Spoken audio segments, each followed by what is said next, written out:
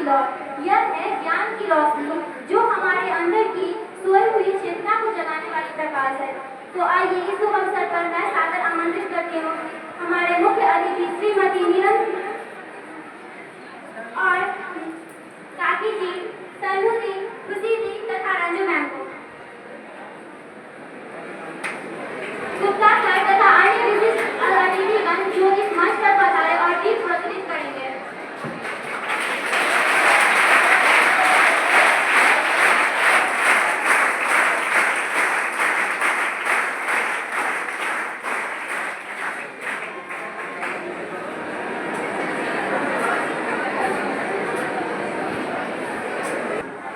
बच्चों इतनी बात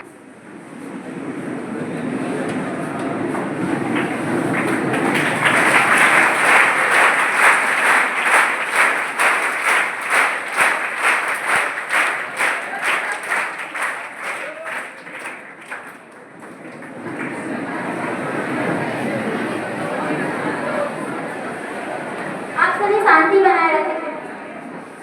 हो चुका है तो अब हम अपने आगे के कार्यक्रम की ओर बढ़ेंगे, जो कि हमारी मित्र ज्योति आपको आगे के कार्यक्रम से रूबरू करवाएंगे। भावों में बसी हो जब मन की बात, शब्दों से झलकती है आत्मा की सौगात। प्रेम रस की बिना मन में न अब वो कहानी वाचन के मधुर करम। इसी के साथ मैं वर्ग 8वीं से कुमारी रशिक्षा को बुलाना चाहूंगी। पैर रखे हुए हैं तब।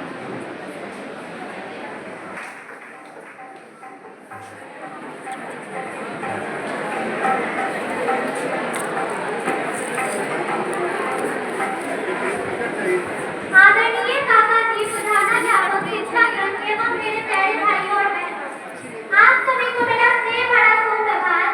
मैं तुम्हारी राशिक्षा और दशक विवेकानंद की छात्रा आप सभी के समक्ष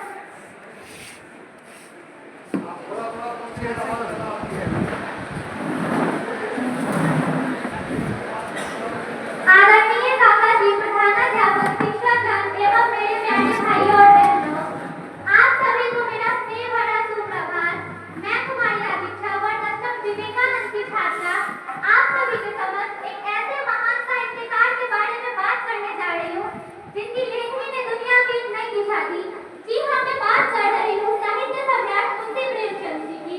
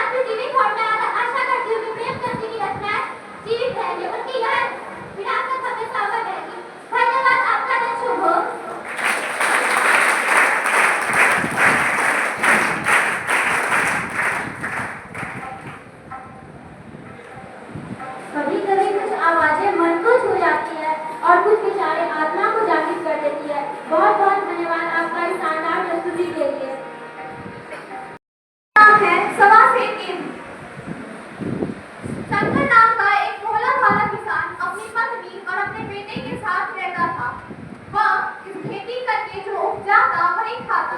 कभी कभी तो उसके घर में खेती के बाद में अनाज भी नहीं होते। वह पानी से काम चला लेता, पर वह कभी भी भगवान को नहीं कोसता कि उसने उसे गरीब क्यों बनाया।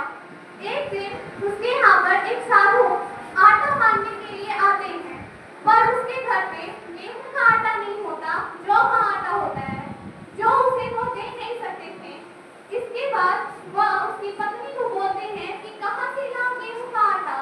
उसकी पत्नी बोलती है कि जाकर महाजन पंडित विप्र महाराज के यहाँ से 1.25 सेर गेहूं ले आओ। वह जाता है और विप्र महाजन से 1.25 सेर गेहूं उठाए लेकर आ जाता है। इसके बाद वह अपनी स्त्री को कहता है कि इसे बनाओ और विप्र महाजन को खुश करो। वह उसे बनाकर अच्छे से भोजन कराती है, जिसके बाद प्रफुल्लित होकर पंडित जी वहीं पे खाट डाल के सो जाते हैं और सुबह उठ के चले जाते हैं। शंकर सोचता है कि वह 1.25 सेर गेहूं उन्हें क्यों दे, वह पहले से ही इतने धनी व्यक्ति हैं, 1.25 सेर गेहूं लेकर क्या करेंगे। इस बात को साफ बात फिर जाती है और वह उनसे भूल जाता है। पर एक दिन विप्र महाजन उसके घर आते हैं और बोलते हैं, शंकर, क्या तुम्हें गेहूं बचाने का मन है? मेरे 1.25 सेर गेहूं कब लौटा रहे? अब तुम्हारे ऊपर 1.25 सेर गेहूं के बदले 5.5 मन गेहूं का उधार है, इसे चुकाओ। वह बोलता है, ठीक है चुका दूंगा, पर इतने पैसे मेरे पास कहाँ से आएंगे। जिसके बाद वह उनके यहाँ मजदूरी करने के लिए तैयार हो जाता है और मजदूरी करता है। बेचारा कड़ी मेहनत और परिश्रम से मजदूरी तो उनके यहाँ करता है, पर अंत में 20 वर्ष मजदूरी करने के बाद उसकी मृत्यु हो जाती है। विप्र महाजन का दिल अभी भी नहीं पिघलता और वह उसके बेटे को भी अपने काम पर लगा लेते हैं। उसके बाद मैं अपनी वाणी को 2 प्रश्नों के साथ विराम देती हूँ। क्या साहूकारों का अत्याचार हमेशा किसान सहते रहेंगे? मेरा पहला प्रश्न है, क्या साहूकारों का धौंस हमेशा किसान सहते रहेंगे या बंद करेंगे? दूसरा प्रश्न, क्या गरीब हमेशा गरीब ही रहेंगे या वह हमेशा अपने मन से कमा कर खाएंगे? क्या गरीब हमेशा गरीब ही रहेंगे या फिर वह अच्छे से कमा कर खाएंगे? धन्यवाद।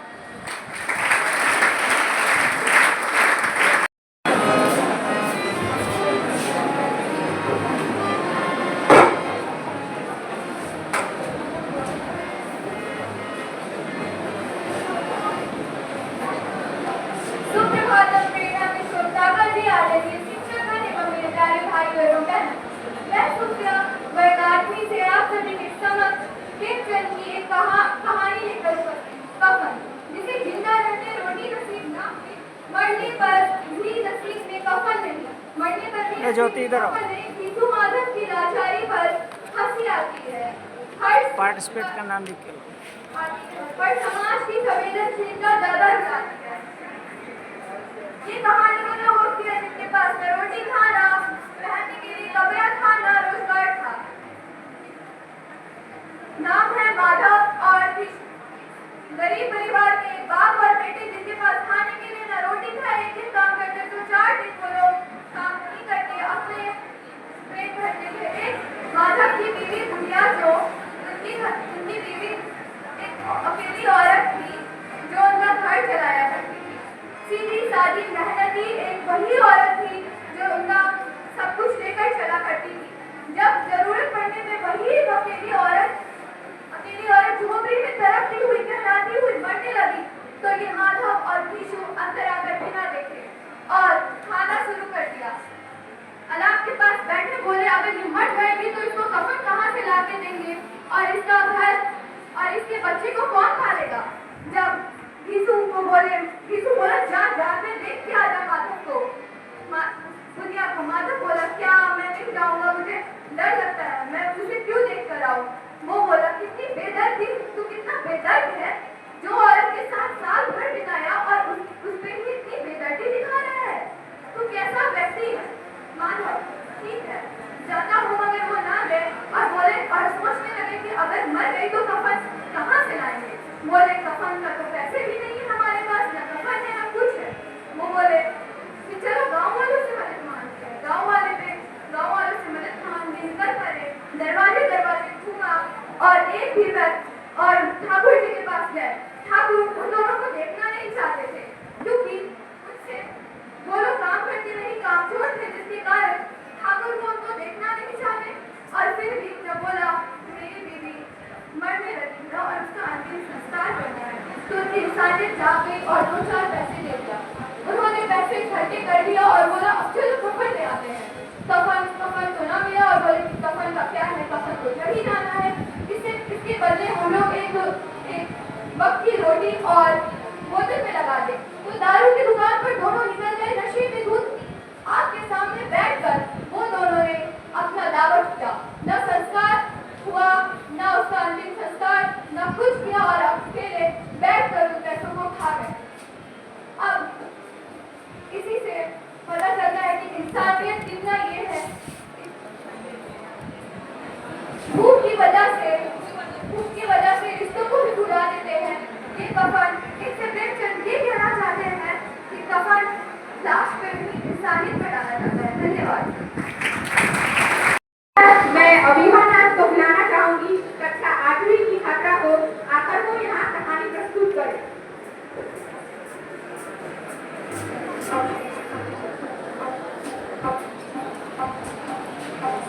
आज प्रेरणा से शोध काका की आदरणीय शिक्षक एवं मेरे प्यारे भाई और बहन, मैं लड़की का लास्ट है कक्षा 8 विवेकानंद की छात्रा आप लोगों के समक्ष मुंशी प्रेमचंद की एक प्रसिद्ध कहानी लेकर उपस्थित हूँ। शतरंज के खिलाड़ी मुंशी प्रेमचंद द्वारा लिखी है। कहानी दो रईसों मीर और मिर्जा की है, जो शतरंज के खेल में इतने तल्लीन है कि उन्हें अपने आसपास की दुनिया से कोई परवाह नहीं है। अंग्रेजों ने अवध के राजा वाजिद अली शाह को अंग्रेजों ने कैद कर लिया, लेकिन मीर और मिर्जा को इसकी कोई परवाह नहीं थी। एक दिन वह दोनों शतरंज खेलते हुए ही मर जाते हैं। कहानी का उद्देश्य, यह कहानी हमें पतनशील समाज और राजनीतिक उदासीनता पर एक टिप्पणी है। यह कहानी दिखाती है कि कैसे जो लोग सिर्फ अपने बारे में सोचते हैं, वो अपने आसपास की दुनिया से दूर हो जाते हैं। धन्यवाद।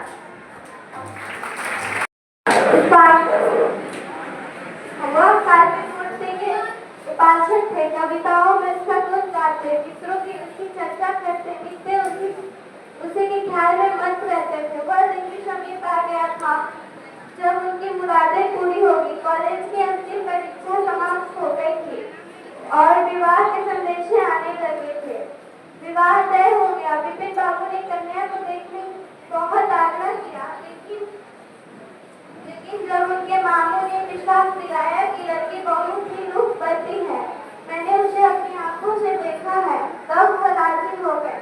धूमधाम से बारात निकली और विवाह का मुहूर्त आया। वधू आभूषणों से सजी हुई मंडप पे आई तो विपिन की उसके हाथ को नजर आए। कितने सुंदर गुड़िया थी, मानो दिखाए। हाँ, अंगों की शोभा कितनी मनोहारिणी थी। विपिन फूले ने समाये जिससे वधू विदा हुई तो वो उसके दर्शनों के लिए इतने अमीर हुए थे कि जयों ही रास्ते में कहारों ने पालकी रखकर मुंह हाथ धोया, पालकी से फिर कितने बाहर झांक रही थी। विपिन की निगाह उस पर पड़ गई थी। इस अविस्मरणीय प्रस्तुति के लिए जोरदार तालियां। और आर्यन कुमार को समर्पण हाउस से जो आगे निष्ठा मानसी प्रिया के बाद आएंगे मंच पर। कलम लो।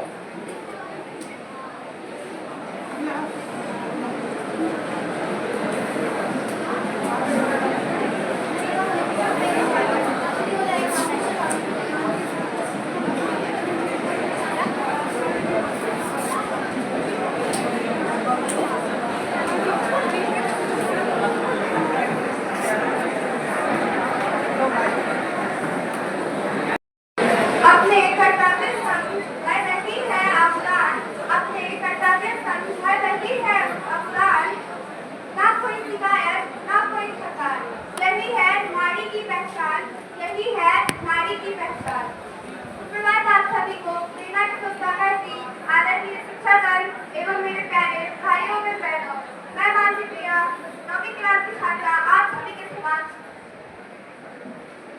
बड़े घर की बेटी, जिसको की कड़ी माँ और स्त्री के सम्मान लेकर उपस्थित थे। मुंशी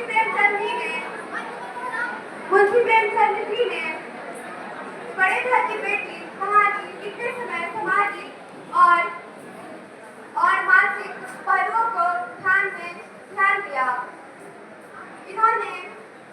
उन्होंने इस कहानी में एक लड़की की जीवन की कठिनाइयों और सामाजिक संबंधों को बताया है। मुंशी प्रेमचंद जी का उद्देश्य एक महिला की सम्मान और उनकी अधिकारों पर प्रकाश डाला है।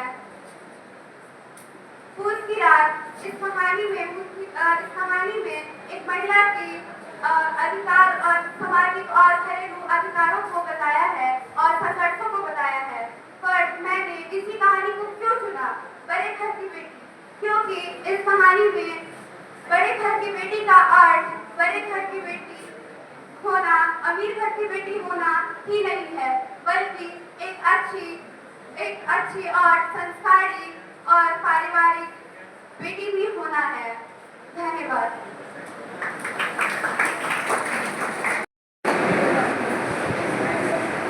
हर सुर में मिठास थी, हर ताल में जान थी, हर पल में मेहनत और सपनों की पहचान थी। ये प्रस्तुति यादों में हमेशा रहेगी क्योंकि इसमें कला की पूरी उड़ान थी। अब मैं मंच पर आमंत्रित करना चाहता हूँ साविक कुमार, समर्पण हाउस से। मुंशी प्रेमचंद कलम के जादूगर नहीं, क्रांति के योद्धा थे। सुप्रभात आदरणीय दादाजी, शिक्षकगण एवं मेरे प्यारे मित्रों, मैं सुनोदास 9वीं आईसीएस से आज आप सभी के समक्ष जिस नाम के बारे में बात करने आई हूँ वो सिर्फ नाम नहीं, एक जवाब है। जब कोई पूछे कलम से क्रांति कैसे आती है तो जवाब है प्रेमचंद। जब कोई पूछे साहित्य क्या होता है तो जवाब है प्रेमचंद। वो इंसान जो गरीबी में जला पर दूसरों को जागने की लौ ले गया, जिसकी कलम ने ऐसी आग लगाई जिससे सदियों की नींद टूटी। उन्होंने लिखा गरीबों की लाचारी पर तो खेतों की मिट्टी तक कांप उठी। उन्होंने लिखा गरीबों की लाचारी पर तो खेतों की मिट्टी तक कांप उठी। पूस की रात में ठिठुरता हल्कू सिर्फ एक कहानी नहीं, पूरे भारत की भूख का दस्तावेज है। ईदगाह का हामिद खिलौनों की भीड़ में त्याग का प्रतीक बन गया। जब बाकी बच्चे खिलौने लाए तो हामिद ने चिमटा खरीदा अपनी दादी की जली उंगलियों के लिए। क्यों? क्योंकि वो 3 पैसों में ममता की सबसे बड़ी मिसाल खरीद लाया। पच परमेश्वर बताते हैं कि सच्चा दोस्त वही है जो न्याय के लिए अपनी दोस्ती पे कुर्बान कर दे। दोस्तों, प्रेमचंद ने कभी हथियार नहीं उठाए, कभी नारे नहीं लगाए, लेकिन उनकी कलम ने जाति, धर्म, सत्ता और अन्याय सबको चुनौती दी। वो लेखक नहीं थे, वो इनकलाब थे। वो कवि नहीं थे, वो अंतरात्मा की आवाज थे। वो प्रेमचंद थे, साहित्य के भगत थे। और आज जब हम